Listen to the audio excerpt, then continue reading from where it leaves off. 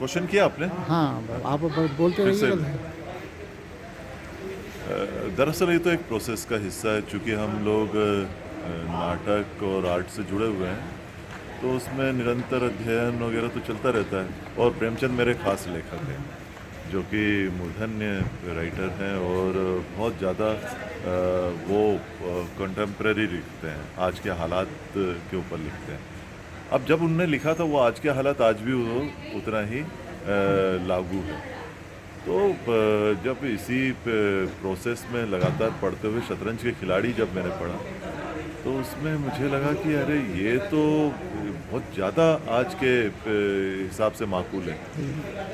दरअसल 1857 का परिप्रेक्ष्य हम देखें हैं, जिसमें जब वाजिद अली शाह, जो आखिरी नवाब थे पूरे हिंदुस्तान के, जो कैद कर लिए गए थे।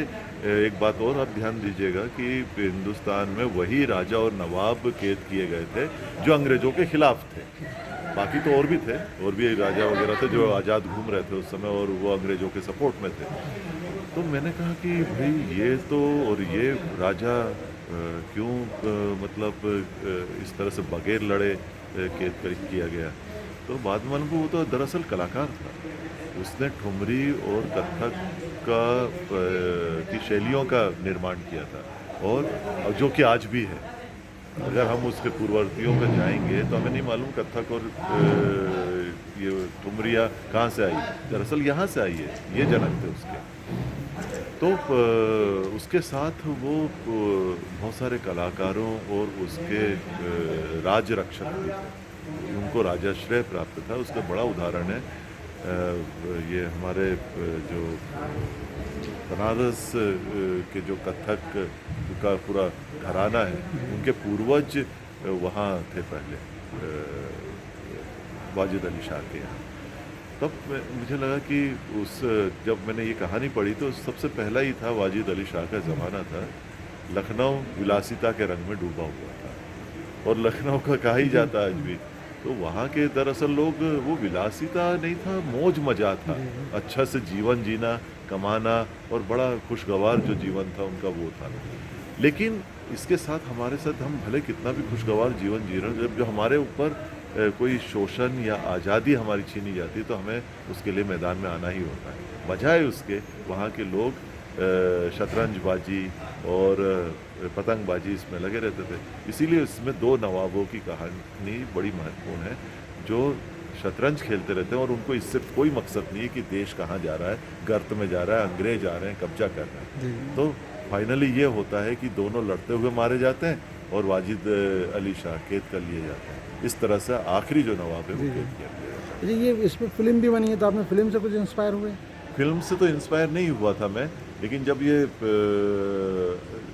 फिल्म हमने बचपन में देखी थी, जब उस हमारे ज़माने में फुटपाथ पर काफ़ी फिल्में दिखाई जाती थी गणेश जी और दुर्गा जी के वक्त।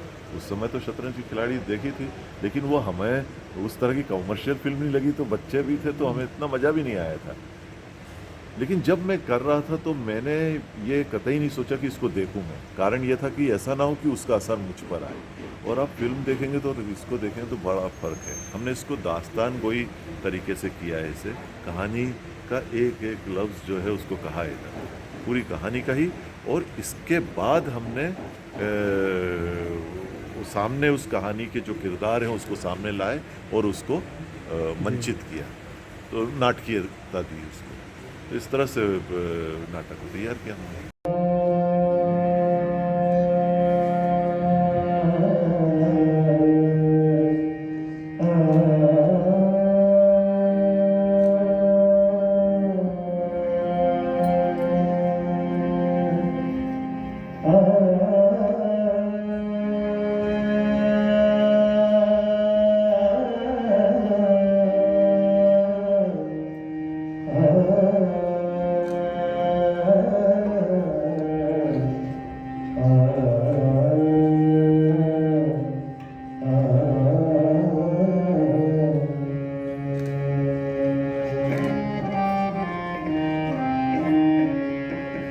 गुंजाए